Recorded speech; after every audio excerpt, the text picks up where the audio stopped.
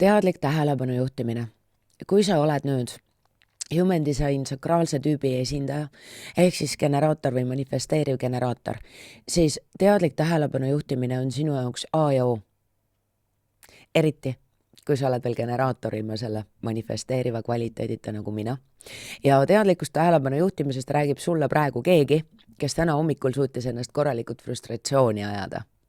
Pelgalt seetõttu, et ma ei olnud kohal selles, mida ma tegin. Ehk siis pärdik minu peas oli juba järgmistes tegevustes ja homses päevas.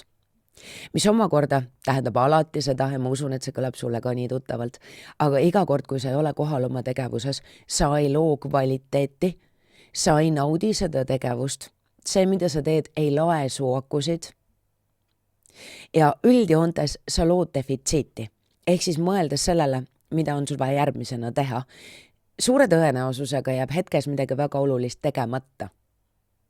Mis tähendab seda, et kui sul ei ole ülevaadet sellest, kuhu läheb sinu tähelepanu, ei ole sul ka ülevaadet sellest, kuhu läheb su energia. Üks kõige lihtsam näide on muidugi sellest, et igasugune väline müra. Keegi helistas või ma ei tea, tegin korra sotsmeedia lahti või käis mingi piiks ja siis ma olen kadunud tundideks.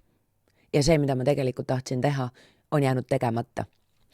Palju sellisem salakavalam värk on sellega, kui sa küll teed midagi, aga samal ajal mõtleb millegi muu peale.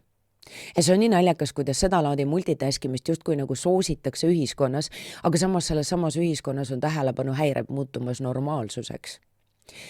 Ehk siis, kui sa nüüd oled sakraalse tüübi esindaja, siis minu soovitus sulle on see, et õpi väga teadlikult märkama, kas sa oled kohal oma tegevuses ja ennast korrale kutsuma, kui sa näed, et su mõtted rändavad juba kas homsesse, ülehomsesse või, mingisugusesse tegevusse või mingile kohtumisele, mis on alles toimumas